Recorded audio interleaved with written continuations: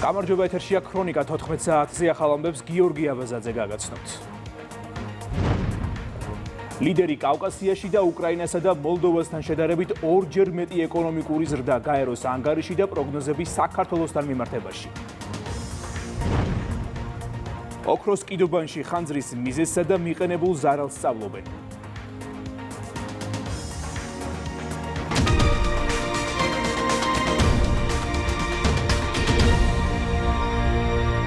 პასპორტის ინდექსის 2026 წლის რეიტინგის მიხედვით საქართველოს მეზობელ ქვეყნებთან შედარებით ყველაზე ძლიერი პასპორტი აქვს.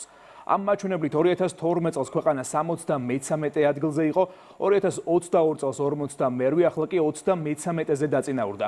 ეს მართველი გუნდის შეფასებით არის მორიგი აღიარება, რამდენად სტაბილური ქვეყნიდანაა საქართველოს მოქალაქე.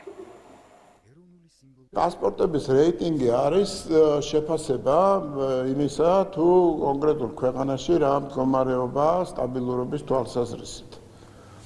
და მოქალაქეები, ამ ქვეყნის მოქალაქეები რამდენად ემორჩილებიან საერთაშორისო, მათ შორის ევროპული კანონებს და სტანდარტებს. რასაკვირველია, გადახრებიც არსებობს, მაგრამ საქართველოს მოქალაქე თავის პასპორტით რასაკვირველია არის ავტორიტეტული, არის მისაღები როგორც ტურისტის, ასევე ბიზნესის და იმ თვალსაზრისით, რასაც ქვია, წესრიგის მქონე ქვეყნის წარმომადგენელი. ასე რომ საკმაოდ პოზიტიური მაჩვენებელია, ისევე როგორც ყველა სხვა რეიტინგი, რომელშიც საქართველო დაწინაურდა და არის მოწინავე პოზიციებზე და ევროკავშირის ბევრ წევრ ქვეყანას სჯობს.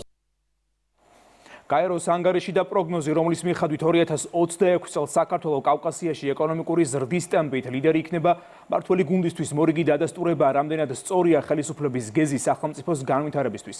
გაეროს ექსპერტების ვარაუდით, საქართველოს ზრდის მაჩვენებელი თითქმის ორჯერ აღემატება უკრაინისა და მოლდოვის მოლოდინებს.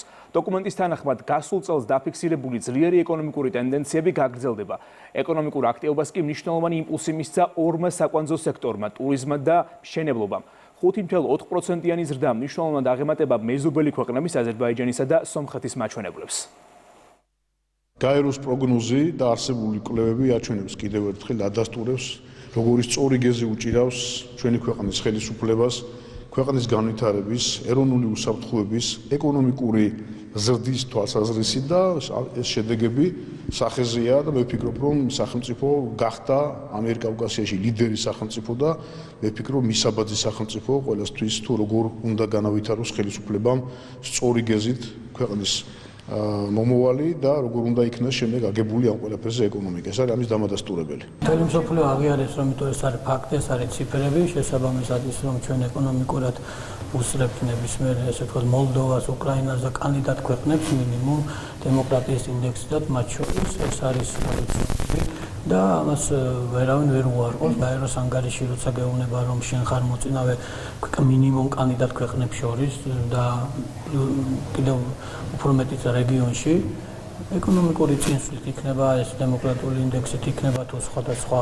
არის ის იქ ასე ვთქვათ შკალები, სადაც ჩვენ მოწინავე პოზიციებზე ვართ. ეს ჩვენ მიუღებელია რა თქმა უნდა ჩვენი ოპოზიციისთვის, იმათთვის ეს აღიარება არის სიკვდილი.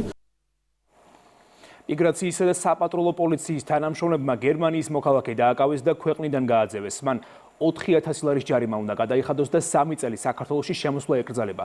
დაკავებული 7 იანვარს თბილისის საერთაშორისო აეროპორტში ყოფნისას გახდა აგრესიული, უხეშად არღვევდა საზოგადოებრივ წესრიგს და საპატრულო პოლიციის დეპარტამენტის თანამშრომლებს სიტყვიერი შეურაცხყოფა მიაყენა. მაშინ, როდესაც მას საზოგადოებრივი წესრიგის დაცვისკენ მოუწოდეს.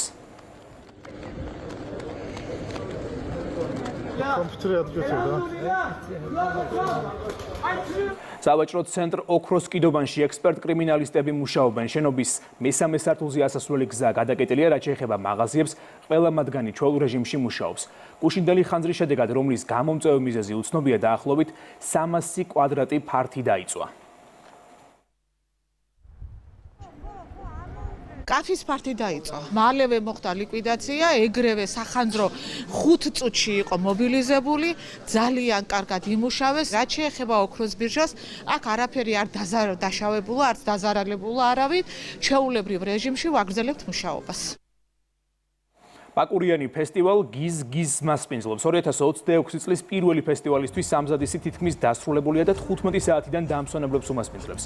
გიზ-გიზი ტურიზმის ეროვნული ადმინისტრაციის ორგანიზებით ტარდება და დასწრება უფასოა. სტუმრებს ელოდებათ ენერგიული მუსიკალური პროგრამა, მრავალფეროვანი გასართობის სივრცეები, როგორც ბავშვებისთვის, ასევე დიდებისთვის და სპეციალურად მოწყობილი კვების ობიექტები. ფესტივალის მიზანია როგორც შიდა ტურიზმის პოპულარიზაცია, ასევე საერთაშორისო მოგზაურთა მოზიდვა, რაც ხელს შეუწყობს საქართველოს ზამთრის კურორტების ცნობადობის გაზრდას. პაკურიანის შემდეგ ფესტივალი გიზ-გიზი 17 იანვარს გუდაუთში გაიმართება. ჩვენ უკვე მზად ვართ, მივიღოთ ყველა დამსვენებელი.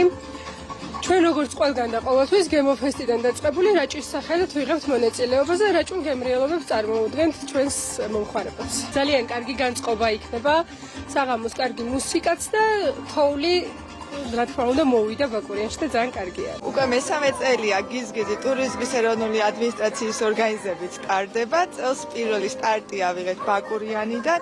ველოდებით დამსვენებლებს, რადგან აქტიური სეზონია და ზუსტად მაგიტომ დავამთხვიეთ, რომ რაც შეიძლება მეტი დამსვენებელი ჩამოვიდეს, კიდევ ერთი დამატებითი გასართობი და ისეთი მიმზიდველი ადგილი იყოს შეკრების აქ ჩამოსული დამსვენებლების და აქაური მასპინძლობთ ხვდებით როგორც კერძებით, ქართული სხვადასხვა მეწარმეები არიან წარმოდგენილი ფართო მენიუთი, ბარი, მუსიკა, ბავშვებისთვის თამაშობანარი ბევრი აქტივობებით ასევე წარმოდგენილი.